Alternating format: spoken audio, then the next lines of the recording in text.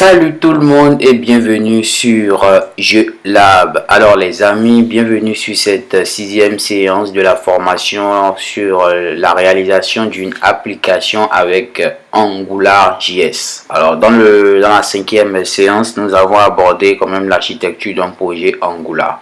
Et au niveau de cette sixième séance, je pense que déjà les bases sont déjà lancées et je vais vous présenter en quelque sorte le contenu de la formation, ce qu'on va aborder. Comme je vous l'avais déjà dit depuis la base, il s'agira de réaliser une application avec iTunes avec Angular, c'est-à-dire pouvoir utiliser l'API de iTunes pour pouvoir réaliser l'application, c'est-à-dire que l'application va nous permettre de pouvoir checker toute la liste des musiques que l'on veut et écouter cela. Donc bon, je vais vous présenter exactement ce que l'on va obtenir à la fin de cette formation et vous allez voir que c'est quand même intéressant et que cela va vous permettre d'avoir une bonne base en Angular. Ok, donc je vais me rendre au niveau de mon projet. Ok, donc je démarre le projet, je me rends au niveau de mon navigateur et je tape la commande localhost 4000. Ok, donc une fois tapé cette commande, voilà ce qu'on doit obtenir à la fin. Bon, vous voyez que c'est assez simple. Bon, c'est ce que vous croyez parce que vous n'avez pas encore vu les fonctionnalités. Comme je vous l'ai dit, c'est une application qui utilise l'API de iTunes. Du coup, en bas, derrière ce qui tourne, c'est pouvoir checker les informations directement depuis iTunes. Donc, supposons ici que je viens, ok, je vais faire la recherche d'un de mes stars. Ok, moi, ma star favorite, c'est Chris Brown. Ok, donc je viens là, je tape Chris Brown et je fais search. Donc comme vous le voyez directement, il me charge l'album, ok, il me charge toutes les informations, toutes les musiques liées à Chris Brown. Ok, donc supposons que moi ici, je cherche un autre, je cherche Rihanna. Bon, je privilégie assez les stars américaines, mais bon, ici, il ne me charge pas. Au fait, je vais vous l'expliquer après, c'est parce que j'ai désactivé le Corse, ok. Par défaut, il y a un problème avec le Corse, avec mon navigateur. Du coup, quand je fais des requêtes directement avec l'API, cela ne marche pas. Ok, donc j'ai utilisé ici une extension qui me permet de pouvoir permettre l'accès au Corse. Vous allez comprendre tout cela au niveau de la sixième séance. Ok, donc je tape ici Davido par exemple. Vous voyez, ça charge tout l'album de Davido. Je tape Rihanna. Je fais search, il charge tout l'album de Rihanna. Donc Rihanna a beaucoup d'albums, tout ça, ainsi de suite. N'importe quelle star que vous allez entrer, je tape Arafat par exemple, pour ceux qui le connaissent Arafat. Donc vous voyez, cela charge tous les albums d'Arafat, ainsi de suite. Vous voyez, c'est assez intéressant. Je tape n'importe quoi, je tape ce que je veux, je sais pas quelle star.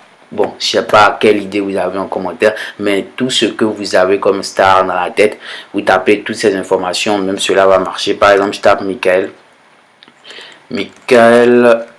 Jackson, ok. Voilà, tout le monde le connaît. Ok, donc voilà, vous voyez, il cherche tous les albums de Michael Jackson.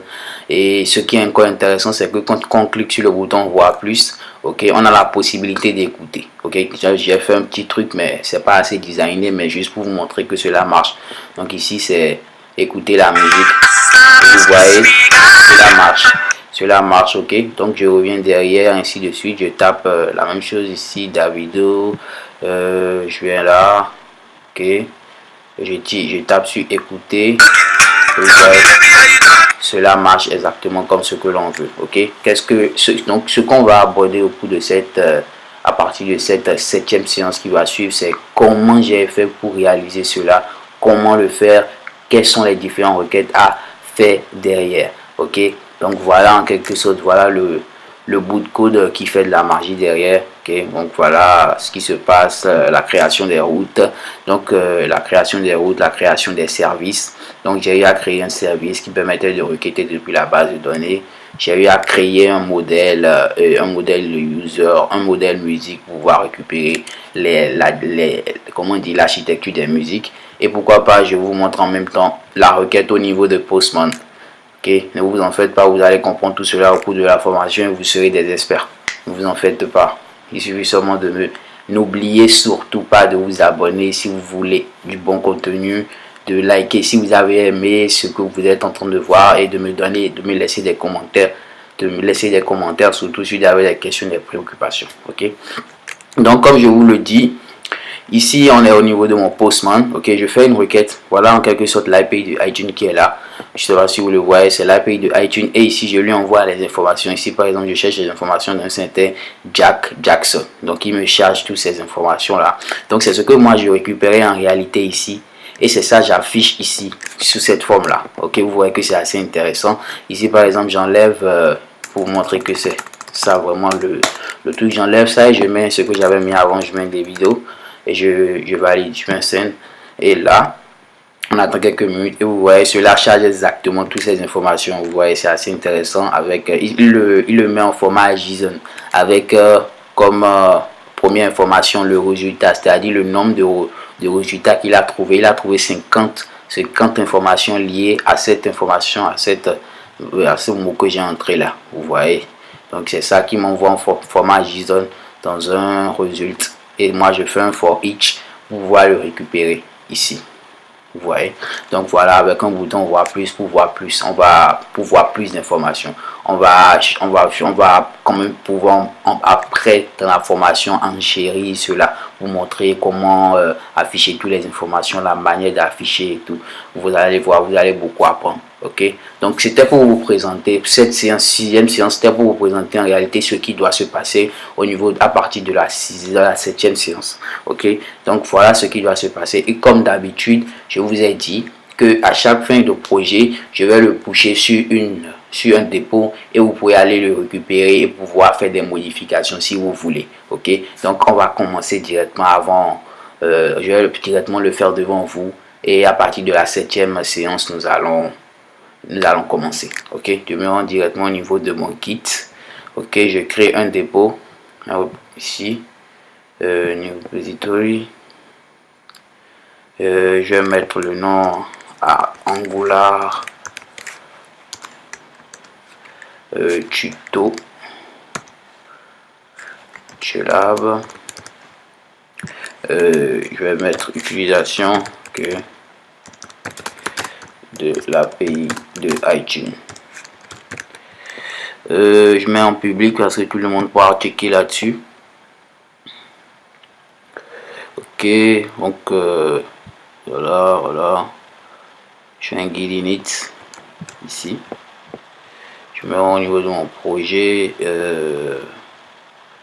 J'arrive. Je vais mettre terminal ou terminal. Ok, donc je tape guide init. Il dit quoi? Ça existe.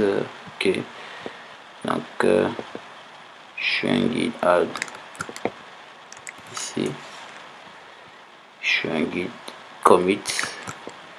Si vous avez des problèmes avec Git, vous pouvez me faire si vous avez des problèmes avec Git, vous pouvez me les mettre en commentaire. Je ferai un plaisir après de faire une formation entièrement dédiée à l'utilisation de Git, parce que aujourd'hui Git c'est un outil très important pour nous pour pouvoir gérer toutes les versions de notre projet et pouvoir utiliser une bonne méthode de travail, c'est-à-dire la méthode Scrum. Si vous avez des questions par rapport à tout ce que je viens de dire, les petits thèmes techniques que je viens d'aborder, mettez-moi là en commentaire, je ferai un plaisir de répondre à ça. Ok les amis, c'est toujours un plaisir les amis. Ok, donc ici j'ai fait mon first commit.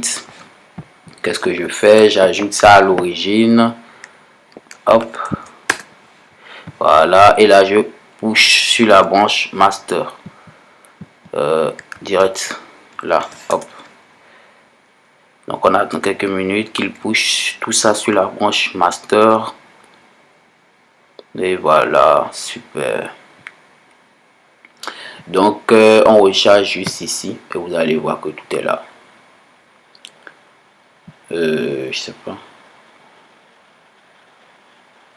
Ah oui, en fait, à chaque fois je dois enlever, désactiver ce course parce qu'après il y a des problèmes que j'ai. Donc voilà, vous voyez le projet est en ligne les amis et vous pouvez checker, vous pouvez faire tout ce que vous voulez, vous pouvez voir comment le code marche. Vous voyez, c'est ce que j'ai apporté comme résolution en 2020.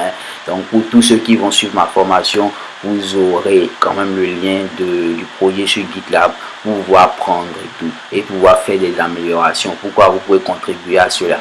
C'est un projet ouvert à tout le monde. Ok les amis, okay. Merci d'avoir suivi cette sixième séance basée sur la présentation de ce que l'on veut faire au cours de cette à partir de la 7e séance. Et merci de me laisser des commentaires, de vous abonner si vous n'êtes pas encore abonné, et surtout de partager avec des amis développeurs comme vous, histoire de faire agrandir la communauté, les amis. Alors les amis, ciao ciao et à tout à l'heure.